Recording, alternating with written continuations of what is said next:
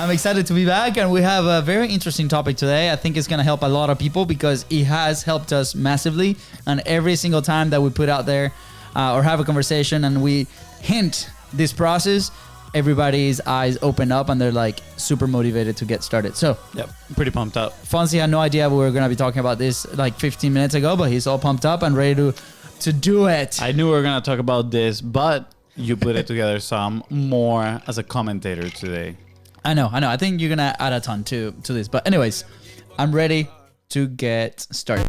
Hey, I'm Luis. And this is Luis. And welcome to the Content is Profit podcast. In here, you're going to get the insights, accountability, and drive to create consistently and increase revenue. You'll hear from top entrepreneurs, creators, and anything and everything you need to know about content. All this while having a good time. The goal of this podcast is simple: entertain, educate, and turn your content into profit. That's right. Guys, if you're enjoying this show, go ahead and download more episodes, listen to it, let us know, follow the show, obviously, and on social media as well, at BIZBROS. That is right. And if today's episode helped you move one step closer towards your goal, please don't forget to share it with the people you love, you know, your comrades. Comrades. Sounds like we're Russians, your comrades. Just share it away. That's right. Fonzie, you're not going to tell me I look good in this t-shirt? Everybody tells me I look good in this No. Miami jersey. You're trying to fish for some compliment. Do I look good in my Arsenal jersey? Of course you do, bro. Thank you. Do I look good in this Miami jersey? Anyways, for those listening, we are in our soccer jerseys today, but as soon as I put my pink jersey, Katie, my wife, she's like, oh my God, baby, you look great. So it's okay. That's why I wear it all the time. Good for you, man. If it helps you with the self-esteem, the confidence, it's all good. Sounds good. Hey, what are we talking about today, Fonz? Guys, today we're talking about the fastest, most effective way to double your sales with podcasts. Ooh-wee. Hey, that was good. By the way, full disclosure, this headline, I mean, is 100% accurate, but is also taken from the great Amanda Holmes and Che Holmes from the Ultimate Sales Machine, because they do have a process that is very similar, just so you know. We discovered this on our own, but the process is called the Dream 100, and we're going to adapt it to obviously your podcast. So there's going to be some storytelling. There's going to be some action items that you can actually do today to get to that and doubling sales and the different things. But 100%. Okay, ready, Fonz? I'm ready. Okay, like I said, we're going to do a quick recap of the show, right? There's going to be there was a conversation I had on Friday with somebody from LinkedIn that was amazing. We're going to do some of that. And then we're going to tell you the actual data of the Content is Profit first episodes, not downloads, but sales related, money in the bank. And then we're going to walk you through a quick exercise that you can do and execute today to actually get the ball rolling of this if you do have a podcast. And if you do not have a podcast today, it's very simple. It's the same process. And if you need help setting up that podcast, it takes 5 minutes. Go ahead and do it. Okay. Or just reach out to us at BIZBROS on Facebook and Instagram. And guess what? We can help you set it up. That's right. So obviously, I mean, the podcast in March is going to be 3 years. 3 years old. I'm pretty sure we had like a clap sound. Just put the clap sound. Yeah, there we go. Okay. I like studio clap though. I like the studio clap. It's us. Anyways, okay. I can barely hear the claps. I know the crowd is. It's almost like my toddler. You know, second toddler. You know, Luca's gonna be 4. All right. Speed it up. Don't deviate. The people want the juice. They want the good stuff. So anyways, before the show was actually a thing, COVID was about to happen. We were struggling as a business. It was just me and Fonzie, freelancers. There was no team, unclear on who we served. There was just a lot of stuff going on. You can listen back to the episodes. We go through that story. But we were stuck, right, in a place of, we needed to create something. We felt like we needed to create. We felt that need, but it was like really challenging to choose what to create, what medium to create it on. And all this crazy high pressure moment allowed us to create Content is Profit, the podcast, the live show. And then it evolved into the thing that it is, right? So that helped us be 100% consistent. This is episode 368, right? So amazing, pat in the back. Yeah, it's a lot. It's a lot of podcasts. It's a lot of podcasts, a lot of time having conversations, but at the same time, it unlocked something really cool, which was a reliable system on how to get communication with our dream clients, the people that we wanted to serve, get feedback immediately, get referrals consistently, right? All these things that we were struggling at the time. And according to a lot of the conversations that we've had with many people that have a platform like this, those are very common friction points. So if you're going through in your head right now, it's like, oh boy, like this sounds very familiar to me. Stick around, because this is literally what got us out of the hole and is helping us move forward with our business. Any comments there, Fonz? No comments so far. I think you're doing great. Thank you. Okay, thank you.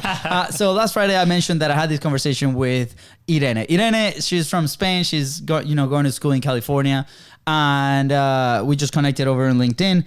And she was building a platform. She was building a podcast to build relationships, right? And we dove right into this framework. It was not on purpose, right? We just continued the conversation for about an hour, and it was one of those light bulb moments for me personally. I'm like, this is the system. I mean, we've been talking about it, we've been preaching about it, but like, how can we nail it down with some action points for people to actually move forward, to the point that Irene, at the end of the conversation, she's like, oh my gosh, like, do you have a book? Do you have resources for this? Do you guys do workshops on this, right? And we've been talking about doing things. By the way, there's a program going on. So if you're interested a little bit more on that, let us know. But at the level of something published, just talking about this other than a podcast episode. So that obviously gave me the idea to develop that idea a little bit more, which is some of the things that we talk about the podcast helping you do, is distilling those ideas, putting it out to the world to gather feedback, and obviously help the people that listen to the show. So that's why we're recording that today. Now, something to keep in mind is your ticket price, right? Like what do you sell, right? For us, this is a higher ticket service month to month. And this is one of the reasons why this has worked. And we've seen it with other people. So obviously, the higher the ticket that you sell as a product, and we're going to talk about a business to consumer example of this on how you can implement it like this. But if it's a B2B, is even better. So we're going to share some examples of that. So keep that in mind, right? Like, what is your price point? And that will help us shape and make this worth it. Yeah. I want to share something that actually stuck to my head a long time ago. I think I heard it from Russell. He was talking about how the higher the ticket you're selling, the more time you need to spend with the person that you are trying to sell. That's why when you join a webinar and they're trying to sell you something that is like $2,000 to $5,000, it is usually like a 1 hour to 2 hour webinar, right? The more time you get to keep people in there, the more invested they already get. And therefore they can spend more time, they can spend more money with you, right? Let's say you're trying to sell those $2,000, $5,000 courses, and they're only spending 10 minutes with you. Are you building enough rapport to then present that offer, right? So that pretty much that concept applies for the platform, right? You're bringing this person to the platform. You're spending time with them in the pre-call, then during the show, right? An hour or two, who knows whatever long your show is. Then after the show, you're talking to them. You're building rapport consistently over a long period of time. And then it's totally worth doing the offer because you build that rapport that is going to allow you to hopefully potentially close that deal as well. Yeah, absolutely. So obviously you will hear us talk about the term platform. For us, is your publishing platform, right? And again, we use podcasts as an example because that's the medium that most people listen to us. But at the same time, we record video. So there's an aspect of video, there's an aspect of micro clips, and all these elements play a part into the system, right? But for the sake of the conversation, we're just going to stick to podcast, which is your audio. Mm-hmm. Like your platform is your podcast, the place where you invite that dream customer, like that dream person that you want to work with, build a relationship with. Maybe is a person that has the referrals for you, right? So obviously, what is that platform? For us, like I said, is a podcast. How do we do this? I'm going to do like a quick recap is we invite whoever we feel is a fit for our community, our product, maybe has connections, maybe somebody that's really, really cool that we want to talk to, right? And obviously there's a filtering process if they are reaching out to us on how to get into the podcast, which is aligned to the person that we want to have on the show. Now, once that person is invited to the show, we do like a discovery call, which is like normally about 15 to 20 minutes just to get to know them, right? Like what are some points that they might want to share in the podcast, just align messaging, and then we coordinate that call, which is the podcast interview. And then we jump on that interview, which is about normally about an hour or so. If Fonzie feels inspired, it's like an hour and a half. And then we go into the after interview, and here's where we actually make the transition to, you know, whatever that action item is afterwards, whether it's introductions to referrals, whether it's a demo of the product and the service that we offer as an agency.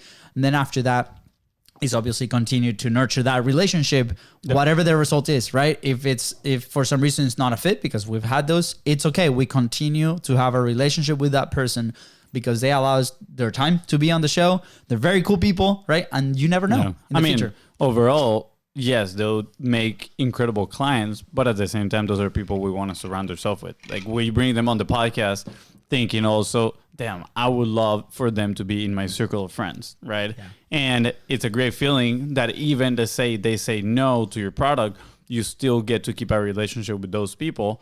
That can lead to referrals, and sometimes it just takes a longer time for them to realize, like, hey, you know what? I actually want to work with this person, right? You might need to build rapport for a longer time.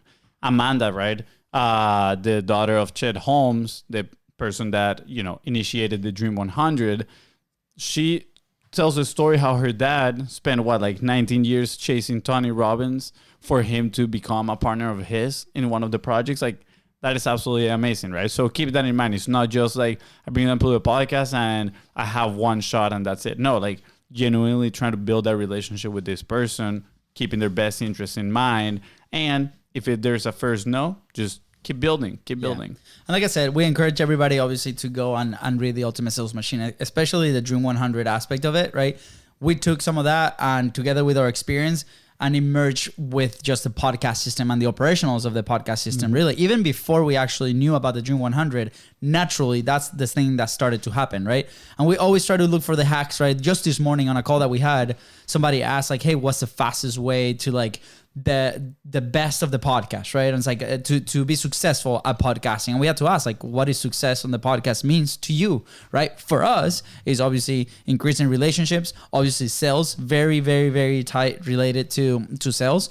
And not just the download. Downloads are amazing, and we're being connected with amazing people that are coming from listening to the show. Obviously, we thank you, we love you, we hug you, right? But initially, when we first started, it was just really challenging, right? Because of how the medium works. Now, here's some data on our first 12 months of the podcast, right? And if you're sales inclined, this will definitely, you'll probably like it very, very much, right? Mm-hmm. And this was when the system was, you know, brand new. It was not as consistent as we would have liked to, and there's still a lot of holes to fill. Still, after 3 years, still some holes that we need to fill internally. But this is the data, right? In the first year of the podcast, 75% of the people that we invited to the show that year say yes to a demo call after the interview, right? So we're like, immediately after the interview, we will transition into, hey, I don't know if this is for you, but here's what we do. Would you like to check out a demo behind the scenes? We'd love to show you, gather feedback, and maybe find a way to collaborate. And that's exactly the same phrase that we do every single time, right? It's not salesy, it's not peachy, right? Like if there's a problem that they're experimenting, right? We're doing them a service by presenting the option. Whether that's a fit or not after the call, that's for something else. But 75% of the people that came to the show say, yes, Luis, absolutely. Let's go do that. So, I mean, we can go check out data. I should go check out data, but I think that's a pretty high opt-in rate. Now, after that, of the people that join the call, right, the people that transfer into that call, 25% say, yes, I bought something from us, whether it was at the service or a workshop. And I think that 25% closing is pretty impressive. There you go. Thank you. Are you patting yourself on the back once again? I am. So I encourage you to share your numbers with us. But for us, like coming from no appointments and coming from no sales in a product that we're trying to get a market fit at the time, that was massive. It allowed us to get the ball rolling, putting some cash in the bank, hiring our first team members at the time as an agency, and continue to grow and evolve as a platform serving our clients and our audience. So I think for us, that was a massive win. That obviously that is our own example. There's been some businesses out there that have been implemented this system when they work with us and they have massive, amazing results. I don't know, Fonzie, if you have any thoughts, but I have a couple of examples. No, I mean, I've enjoyed the process since the day one, at the end of the day. For me personally, I enjoy making friends. And every time we got somebody cool in here and we have a good chemistry, and then that chemistry gets moved into more of the business space, right? And we get to do business with them and we get to help them. It is absolutely amazing. Yeah. So I think it's also a great filter to know whether you're working with the right people or not. Yeah. So I think this is obviously massive for service providers, right? If you're in the real estate, this is massive in the real estate, right? Any kind of transaction on a monthly basis, or if you have retainer consultants, how can you speed up this process, right? We do 3 podcasts a week because we want to have those conversations. We're in the process right now of launching a second show that's only going to be on LinkedIn, we just had an amazing inquiry of people wanting to be on the podcast, communicating, wanted to be interacting, and that's our best way on how we can serve them and also build that relationship. So we're going to do it. We'll see how it goes. But for example, how does a real estate company can monetize, right? I guess, or can take advantage of a system like this. Well, there was a company locally, the Jacksonville Wealth Builders, that we worked together with a friend of the pod, Pablo Gonzalez, right? And we helped them build this system internally, right? But the people that they would bring onto the show, right? There were people, previous customers, best buyers, contacts from the city, and they'll have these amazing conversations. And then behind cameras, they will work on the best opportunities for them, which meant, right, working on deals to buy land, working on deals to constructions in the middle of downtown, increasing the value to their audience. So there's many, many ways on how to do this, right? There's another example for a consultant, right? This person was in Colombia and he was struggling to get their first clients as a consultant. He was coming out of a corporate job and he wanted to make his way into the space as an independent consultant. And the first 40 episodes of his show, he decided to tell stories and this thing and this content that he thought it was amazing for the audience. But here's the truth, right? If we're not putting ad dollars behind the podcast, if we're not investing in paid, that growth can be sometimes very slow. It depends on many aspects. It depends on many in many things, like your personality. Are you actually good at delivering the content, right? Is the content actually good, right? Is the marketing around the content good? There's so many things that you need to put in place to do this. And he was having very hard time reaching out to a big amount of audience, right? I'm saying air quotations here, and get traction to get the sales call. So we're like, okay, why don't you invite to the podcast that person, right? That decision maker in the company. The topic is not going to change. You guys are going to talk about the topic that you want to talk about in your podcast. But after that, invite her to a demo or to show what you can do for them. And first guest said no. No, I'm kidding. First said no, but she immediately referred to a friend that was also a head of the division, and he was able to coach 200 salespeople because of that and get a massive paycheck. So again, amazing. That deserves a clap. Studio clap. Yeah. So again, this is just the introduction to the system. Now, I did mention that we wanted to talk about a business to consumer case, right? So in this case, who has an affiliate access? Like, who has access to a massive amount of number of your direct to consumer customer, right? Is there a referral base? We have this example of somebody from our community, Tony. Tony was selling this software, or it was an accessibility solution for websites, and he was trying to sell one-on-one, and the ticket was not high enough to make this worth it one-on-one. So we're like, hey, Tony, why don't you reach, and you have a platform, you have a show on Facebook, why don't you reach out to agency owners? Agency owners have access to a ton of websites, and he found this loophole in the tax code that says that if they implemented the thing that he was doing, right, he gets a paycheck, the agency gets a paycheck, and then everybody on the as a website gets a tax deduction as well. So it was a win-win-win for everybody, and he started doing that. And immediately after, he found somebody that has 100+ relationships that they could go ahead and tackle together. So again, massive opportunity. For us, for example, we have several partnerships with different agencies, like web developers, people that have shows, people that coach podcasting, right? We don't coach podcasting per se. We come after that. So what are some relationships that you can start creating through your platform to have access to many others?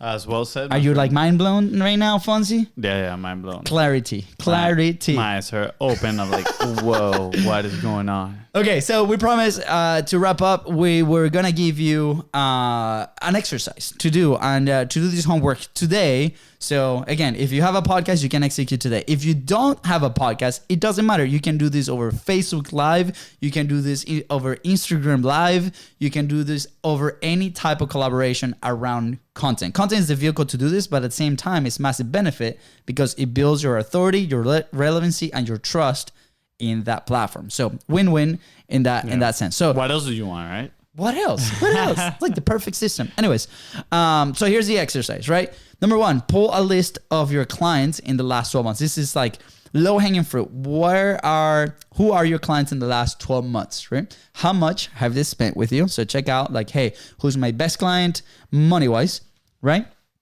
And then who are your top 5? Do you know them by heart? What are their characteristics? Like, what do they do? What type of business?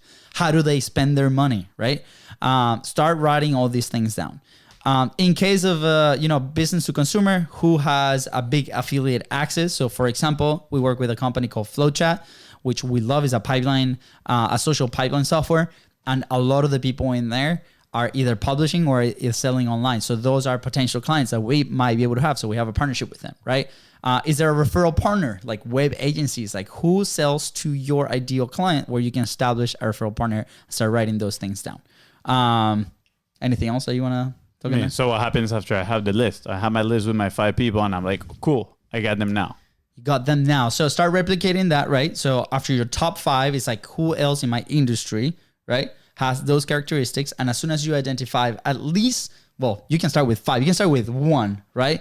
But let's say your target 12, like your main 12 people, invite them into your show almost like back to back. Like that's that week. Obviously, the speed of how you have these conversations is going to depend on how bad you need this. We needed it very bad. We needed that money because if not, we're going to be out of business at the time that we launched the show. So we increased our frequency. I recently had a conversation with a gentleman in Colombia. And he's like, well, I don't have a podcast just yet. Like, that's totally okay. You can tell him that you're launching that podcast in 30 days and you can start having those conversations today. Tell them that you're recording the conversation so you can launch in 30 days. Yeah. And again, or you can make a Facebook Live show or a LinkedIn Live or Instagram Live. Just go live. Many ideas. Exactly. And then from there, start having that conversation. Just make sure that you do the transition before they hop off the call. So if you want a detail, I don't like to call them scripts because they're not scripts, but if you want how we phrase things, our cheat sheet of the podcast, how we run this, the back end, the management of it, please reach out. Like this is the thing that we do every single day and we're happy to help you out. On do this. But here's a bonus. The 5 buckets, right? The 5 buckets on how to identify your dream clients / dream guest is, how profitable they are. That's number 1, right? After you rank them, do they generate a lot of profit for you? There might be some clients that are really good, but there's a lot of expenses attached to them, which is, personally one of the things that we have identified in the last 6 months, right? Who has an easy delivery of your service or product? Like who would like that frictionless that you can deliver that is natural and easy and you actually enjoy that process. Who's that, right? And then from there, try to find others. Who's easy to sell? Somebody that you actually present this opportunity and is so easy. The transition that there's like a no-brainer for them, right? Initially, when we started selling this, we were talking to people that were so far away from the solution, right? They needed more education and it was really challenging, right? Because we had to educate, we had to put in the time, to do this. So who is closer to the problem of the solution that you're selling? Side note, still have those conversations with those people because eventually you'll be able to create a product that you can sell to those people as well. Eventually moving them up your value ladder and selling them the one big product that you're selling or service. Absolutely. Now, the other bucket is results. Who are getting the best results with your product, right? So for us, obviously, if we're focusing on revenue, it's people that sell, higher ticket, might have a list that they can reach out, might have this list of clients that they can reach out, right? Mm-hmm. They might have a team or they might have the resources to hire a production team, right? Who is that person that is giving the best results? And then the last one is fun. Like, are you actually having fun working with that person? There's been many cases that it has not been fun for us. And that's okay. We learn from it. We are still friends, but it might not be a working relationship. So who are you having fun fun with that you're working with at the time. And that's your low-hanging fruit, right? Past clients, current clients, and then who are people that are very close to them. And even them, they can refer to somebody like them. Good job. That was pretty good. Should we talk about this on Podfest? Sounds like you do this for a living. Sounds like we do this for a living. Yeah. Anyways, Fonzie, any last thoughts? No, I appreciate you for, taking charge with today's episode. I think it was great. I learned a lot, guys. So I hope you did too. Sounds good. If you have any comments or any questions, please feel free to reach out on social media at BIZBROS. And obviously we have the BIZBROS Co. At BIZBROS Co. And we have the Facebook group, Content is Profit. Go join the community and it will welcome you with open arms. With that said, guys, thank you so much for tuning to the Content is Profit podcast. Go ahead and follow the show in your favorite platform and on social media at BIZBROS Co. That is right. And if my brother here helped you move one step closer towards your goal, please don't forget to share this episode and leave a 5-star review. See ya. Bye, guys.